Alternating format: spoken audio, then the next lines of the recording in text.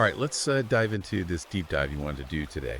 You're obviously interested in men's rights and specifically, how to navigate a world where it feels like, society might be stacked against you. Yeah. This book, you sent over really digs into that. And it looks like it's really speaking to a lot of men who feel like they're getting a raw deal. It definitely doesn't hold back. Yeah. One thing that really struck me was how the book frames the whole issue. Yeah. It argues that men today are facing an uphill battle, not just in terms of outright discrimination, but in those subtle shifts in how society and institutions operate.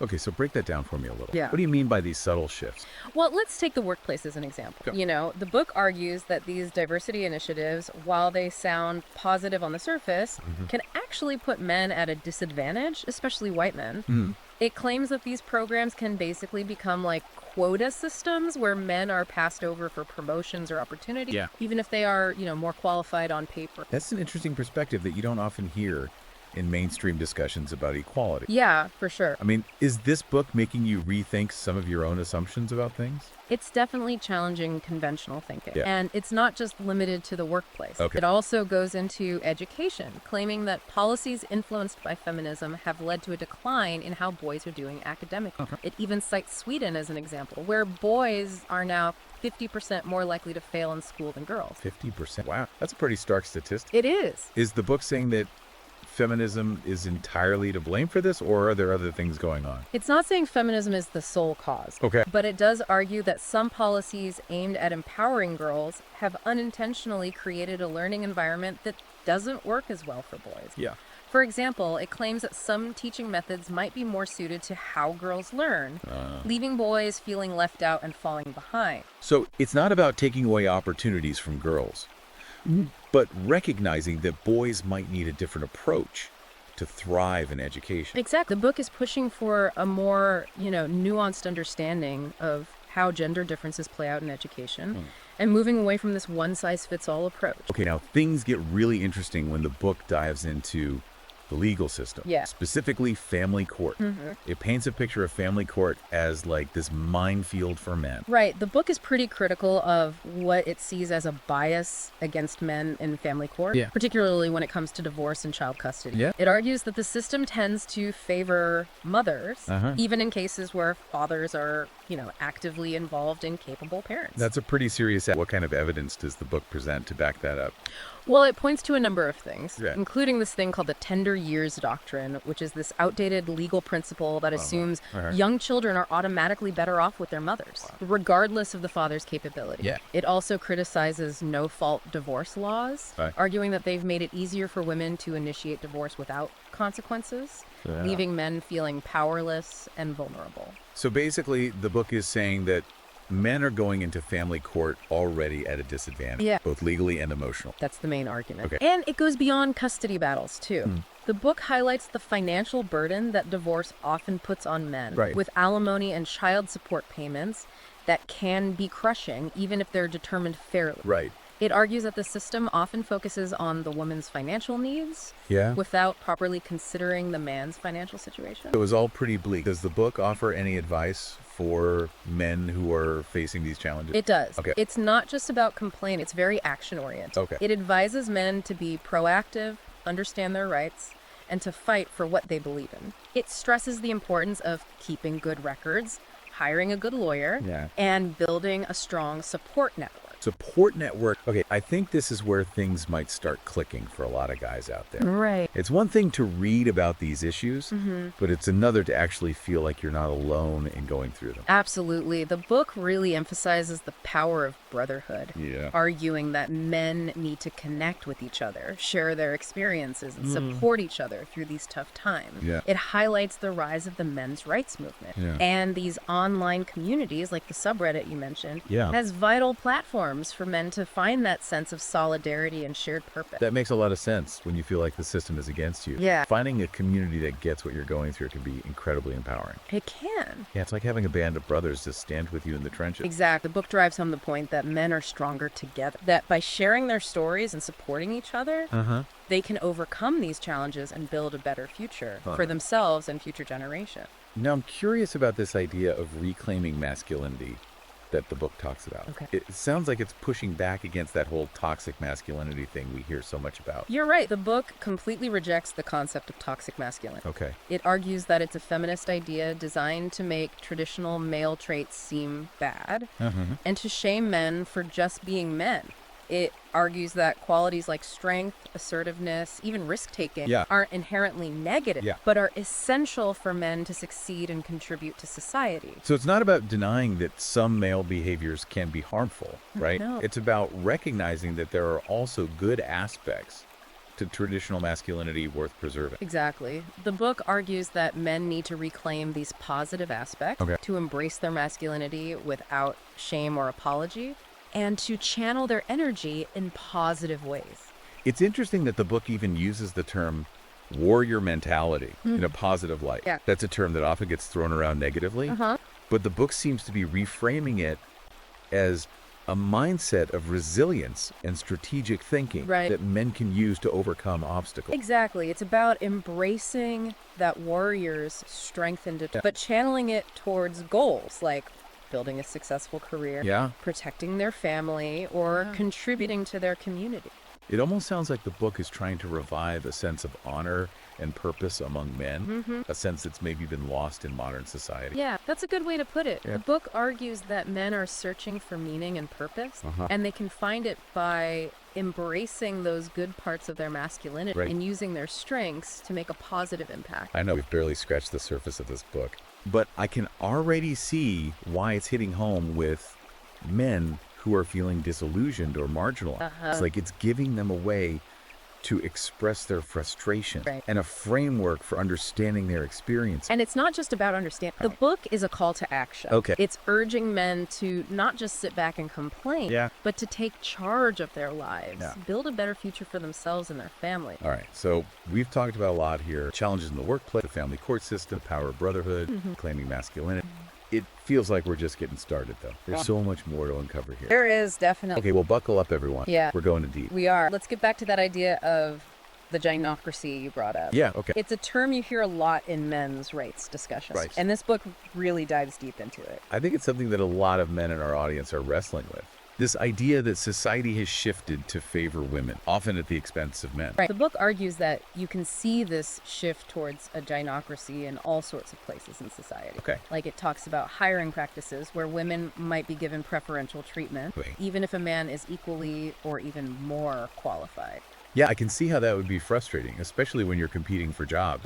But isn't that just trying to balance things out after, you know, centuries of men dominating the workforce? The book acknowledges that there's historical inequality for sure, but it says the pendulum has swung too far in the other direction.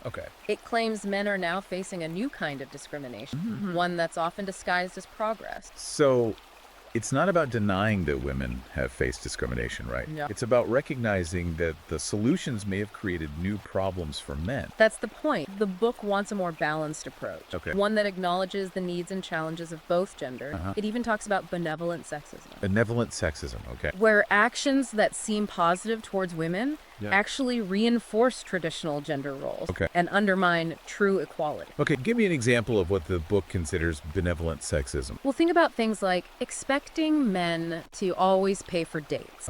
Or to give up their seats for women on the bus or train. These gestures might seem polite on the surface, but the book argues they keep this idea going that women are weaker or more dependent on men. That's interesting. I never thought of it that way. Yeah. It's like these chivalrous acts, even if they're well-intentioned, could actually be part of the problem. That's the argument. The book says true equality means treating men and women as equals in everything, not just jobs or legal matters. Let's move on to another controversial topic the book brings up. The marriage strike. I know a lot of men in our audience are choosing not to get married, and this book seems to be validating their concern. The book presents the marriage strike as a logical response to the risks and disadvantages of marriage for men. It argues that men are hesitant to get married because they see it as a potential trap that could lead to financial ruin, emotional distress, and even losing their kids in a divorce. So it's not that men don't want love or family, right? They're just afraid of what could happen if things go sour. Exactly. That's a really important point.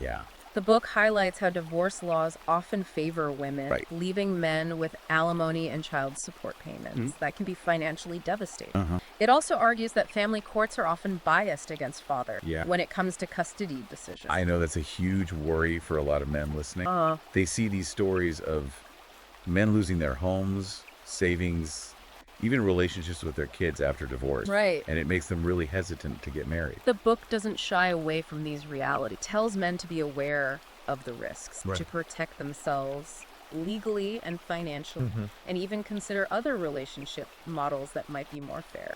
Okay, so we've talked about the challenges for men in the workplace, the legal system, even in relationships. Now let's talk about a space where men are finding support and connection, the manosphere. The book has a really interesting take on the manosphere. It sees the good things about this online world. It sees it as a place for men to connect with others who think like them, to share what they're going through and find a sense of belonging. I think the manosphere has been a lifeline for a lot of men who feel like they're not being heard in mainstream society. It's a place where they can talk about their frustrations, their worries, their perspectives without being judged or censored. The book recognizes that. It also points out how the manosphere is raising awareness about issues that affect men, like male suicide rates, the challenges of being a father, and the biases men face in different parts of life. It's like a countercultural movement, right? Pushing back against this dominant narrative that portrays men as privileged and powerful while ignoring the real struggles so many men face. Exactly. The book sees the manosphere as a necessary correction, a place where men can challenge the status quo, reclaim their masculinity, and fight for their rights. But it seems to acknowledge the potential downsides of the manosphere too, right? It does. The book warns against falling into an echo chamber of negativity or resentment. It says it's important to use the manosphere for growth and positive change, not just for complaining or blaming women. It's a tricky balance. It is. On one hand, it can be validating and supportive for men who feel marginalized. But on the other hand, it could become a breeding ground for anger and misogyny if it's not approached in a healthy way. The book encourages men to use the manosphere wisely, to have thoughtful conversations, challenge their own biases, and channel their energy into positive action. Okay, now let's shift gears a bit and talk about one of the most controversial things the book gets into, its take on traditional marriage. The book is very critical of marriage, especially as it exists now in Western society. It argues that marriage has become really risky for men, often leading to financial ruin and emotional distress, especially if there's a divorce. I think a lot of men are starting to understand the realities of divorce laws and how they can be devastating for men financially. The book doesn't sugarcoat it. It even calls marriage a trap designed to benefit women at the expense of men.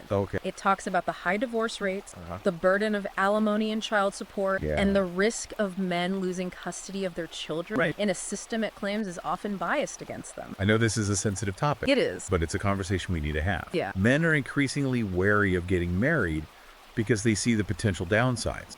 And this book is acknowledging those concerns. The book isn't saying men should avoid relationships, but it is urging them to be careful, understand the risks, and protect themselves legally and financially. So it's about going into marriage with your eyes wide open. Exactly. Not just blindly following societal expectations or romantic notions. The book encourages men to be realistic about the challenges of marriage, to choose their partners carefully, and consider all the possible consequences before making that commitment. If a man decides marriage isn't the right path for him. The book suggests there are other ways to build meaningful relationships in family, whether it's cohabitating, committed partnership, or different family structures altogether. It's about finding what works for you and not feeling pressured to conform to what society says you should do. Let's talk about another challenging issue the book addresses, how feminism has affected men's lives.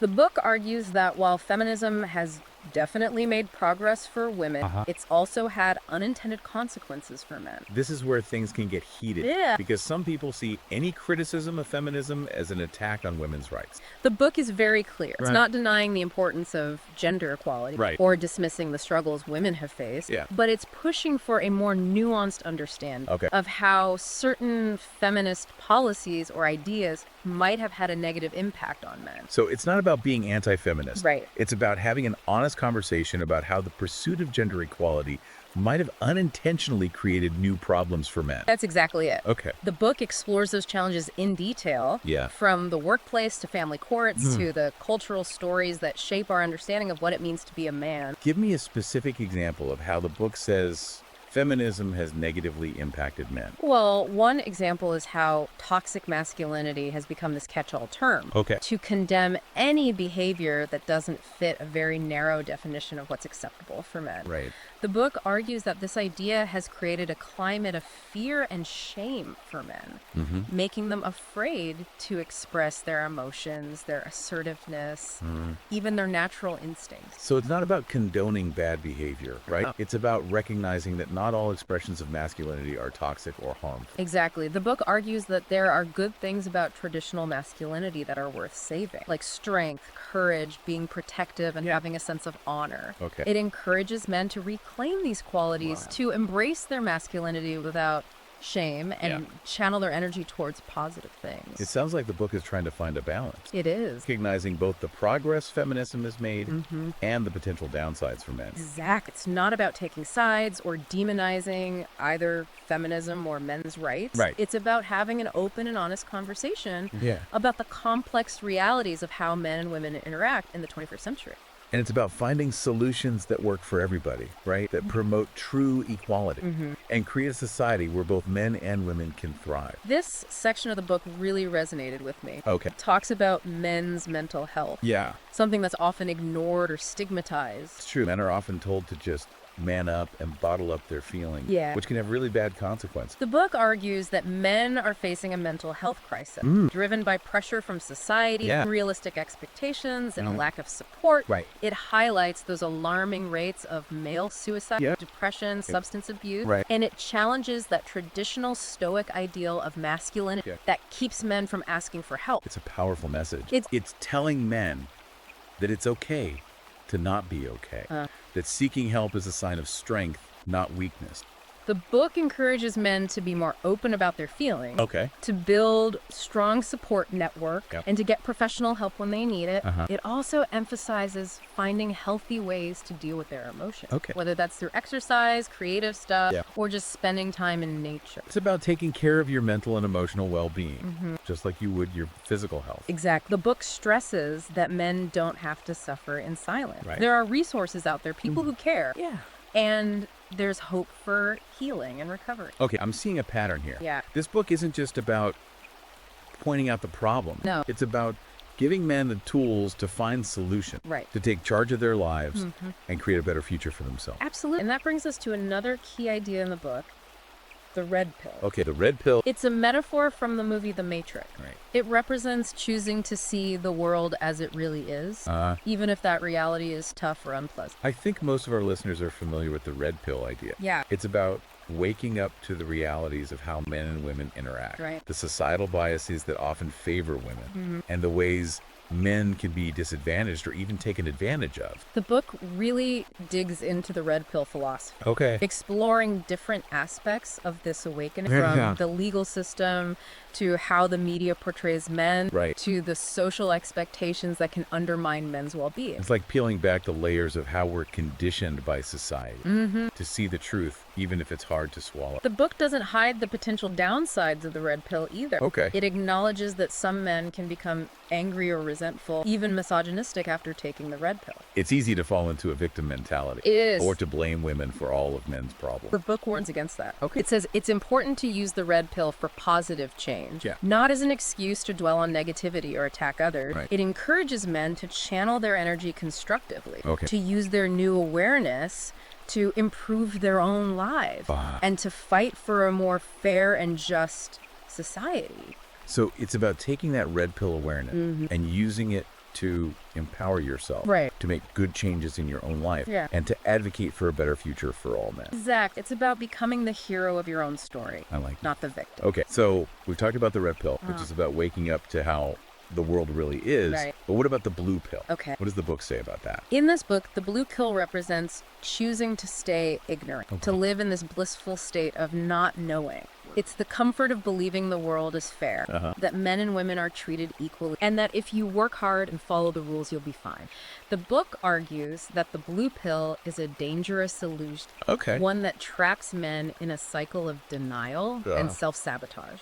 It says that men who hold on to the blue pill are often blind to the ways they're being disadvantaged, exploited, even manipulated. It's like living in a fantasy world where you're unaware of the forces working against you. The book encourages men to reject the blue pill, to face the truth, no matter how uncomfortable it is, and use that knowledge to empower themselves. So it's a call to wake up, see the world clearly, and take control of your own destiny. Exactly. The book offers a path to liberation, a way for men to break free from that blue pill illusion and embrace a more authentic and empowering way of being a man. It encourages men to become aware of how they've been conditioned, to challenge those limiting beliefs, and create a new set of values that align with their true selves. It's a journey of self-discovery. Right. It is. Shedding those layers of social programming and embracing your true potential. The book gives practical advice for men who are ready for that journey, offering strategies for building self-awareness, developing emotional intelligence, and navigating relationships in a more genuine and fulfilling way. It's like a roadmap to a more conscious and empowered masculinity, a guide to becoming the man you were always meant to be. And that journey often begins with understanding the sexual marketplace, something the book goes into quite a bit. I know that term can make some people squirm, but it's a reality we can't really ignore. The sexual marketplace is basically a way to describe the dynamics of attraction and choosing a mate. It's not about reducing human relationships to cold transactions, but it's about acknowledging that certain factors influence who we're drawn to and why. Yeah, it's like understand the rules of the game so you can play strategically and improve your chances. The book argues that men need to be aware of the things that determine their value in this marketplace. Like what? Things like physical attractiveness, social status, personality traits. So not just judging people on the surface, but understanding what drives attraction and mate selection. The book encourages men to invest in themselves, improve their physical health, develop their social skills, and cultivate their character. Not just to attract a partner, but to become the best versions of themselves. It's about leveling up, right? Becoming the most attractive and desirable version of yourself. The book emphasizes that the sexual marketplace isn't fixed. A man's value can change over time based on his actions, achievements, even personal growth. So it's a message of empowerment. It is. Telling men they're not stuck where they are. They can improve their standing by working on themselves and becoming their best selves. And that message goes beyond dating and relationships. It's about taking control of your life, defining success on your own terms, and going after your goals with everything you've got.